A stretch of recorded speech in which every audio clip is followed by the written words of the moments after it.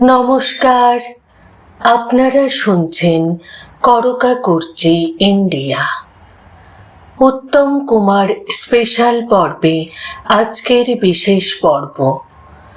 গভীর রাতে সুচিত্রা সেনের দরজায় কড়া নেড়েছিলেন উত্তম কুমার। বিয়ের কার্ড হাতে পেয়ে কি বলেছিলেন মহানায়িকা? রাত তখন অনেকটাই গড়িয়ে গেছে, কলকাতা প্রায় ঘুমিয়ে পড়েছে। হঠাৎ এক বাড়ির দরজায় কড়া নাড়লেন বাংলা সিনেমার মহানায়ক উত্তম কুমার। হাতে একটি বিয়ের নিমন্ত্রণ পত্র। দরজা খুললেন মহানায়িকা সুচিত্রা সেন। দুজনের মধ্যে কয়েক মিনিটের সেই কথোপকথন আজও বাংলা চলচ্চিত্রের ইতিহাসে এক অনন্য আবেগের স্মৃতি। কিন্তু প্রশ্ন হলো, সুচিত্রা সেন প্রথমে কেন বলেছিলেন আমি এই বিয়েতে যেতে পারবো না? আর শেষ পর্যন্ত কি এমন ঘটেছিল যে তিনি নিজের সেই সিদ্ধান্ত বদলে ফেলেছিলেন? আজ করকা করছে ইন্ডিয়ার পর্দায় জানব এক নিভৃত অথচ হৃদয়স্পর্শী ঘটনার গল্প। পর্দায় তিনি ছিলেন মহানায়ক, কিন্তু বাড়ির মানুষের কাছে তিনি ছিলেন একেবারে পরিবারের বড় ছেলে, দায়িত্বশীল, স্নেহশীল আর ভীষণ আন্তরিক। তিনি উত্তম কুমার। কাজের ব্যস্ততা তখন আকাশ ছোঁয়া। একদিকে শুটিং, অন্যদিকে নতুন ছবির প্রস্তুতি। তবুও ছেলে গৌতম কুমারের বিয়ের সমস্ত দায়িত্ব নিজের কাঁধেই তুলে নিয়েছিলেন তিনি।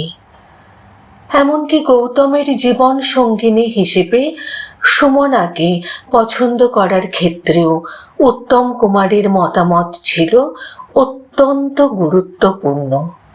শুটিং শেষ করে কখনো বাজারে, কখনো আত্মীয় স্বজনের বাড়িতে, কখনো আবার বন্ধুদের কাছে নিজেই পৌঁছে দিতেন বিয়ের নিমন্ত্রণ পত্র।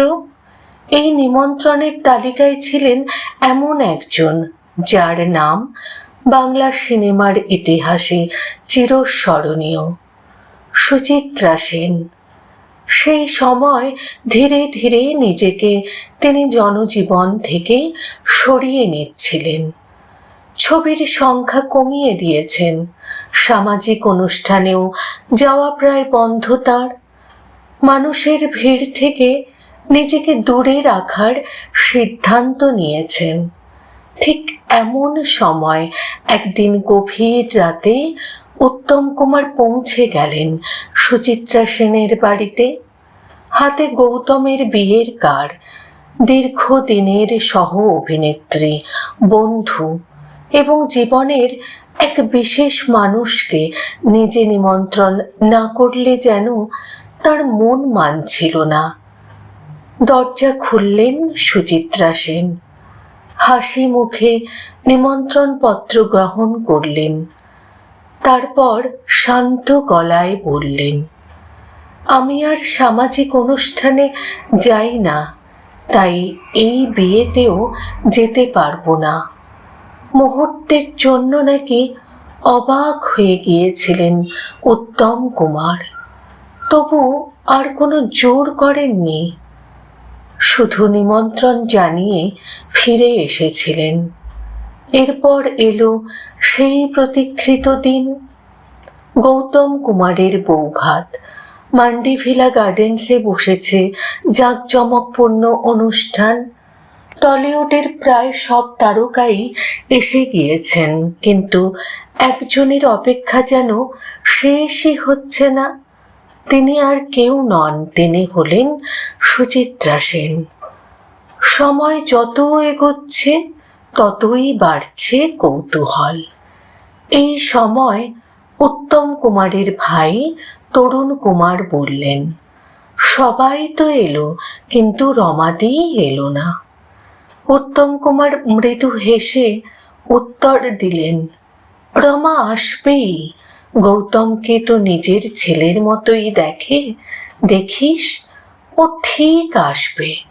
এই একটি বাক্য যেন বলে দেয় কত গভীরভাবে তিনি চিনতেন ও সুচিত্রা সেনকে। আর সত্যি কিছুক্ষণ পর অনুষ্ঠান স্থলে এসে পৌঁছালেন সুচিত্রা সেন। শুধু এসেই নয়, অনেকক্ষণ ছিলেন, পরিবারের সকলের সঙ্গে কথা বললেন, আড্ডা দিলেন, আশীর্বাদ করলেন নবদম্পতিকে। তার উপস্থিতিতে যেন সম্পূর্ণ হয়ে উঠেছিল সেই উৎসব। তখন উত্তম কুমার মিষ্টি হেসে বলেছিলেন, আমি জানতাম তুমি আসবে। এই ছোট্ট বাক্যের মধ্যেই যেন লুকিয়েছিল বহু বছরের বিশ্বাস, বন্ধুত্ব, শ্রদ্ধা আর এক গভীর মানবিক সম্পর্ক। সময়ের সঙ্গে অনেক স্মৃতি হারিয়ে যায়, কিন্তু কিছু মুহূর্ত ইতিহাস হয়ে বেঁচে থাকে। উত্তম কুমার আর সুচিত্রা সেনের এই ঘটনাও তেমনই, যেখানে কোনো নাটক নেই, কোনো প্রচার নেই, আছে শুধু আন্তরিকতা, বিশ্বাস আর মানুষের প্রতি মানুষের টান। এই কারণেই হয়তো বাংলা সিনেমার এই জুটি আজও শুধু পর্দায় নয়, মানুষের হৃদয়েও অমর। এমনই অজানা, আবেগময় এবং ইতিহাসের আড়ালে লুকিয়ে থাকা বাংলা চলচ্চিত্রের আরও অসংখ্য গল্প নিয়ে আমরা নিয়মিত হাজির হই করকা করছি ইন্ডিয়ার পর্দায়। ভিডিওটি ভালো লাগলে অবশ্যই লাইক করুন, মন্তব্যে জানান আপনার প্রিয় উত্তম সুচিত্রার স্মৃতি এবং বাংলা চলচ্চিত্রের এমন বিরল কাহিনী জানতে চ্যানেলটি সাবস্ক্রাইব করে আমাদের সঙ্গে থাকুন। এখন বিদায় নিচ্ছি, আবার দেখা হবে নতুন কোনো অজানা গল্প নিয়ে। নমস্কার।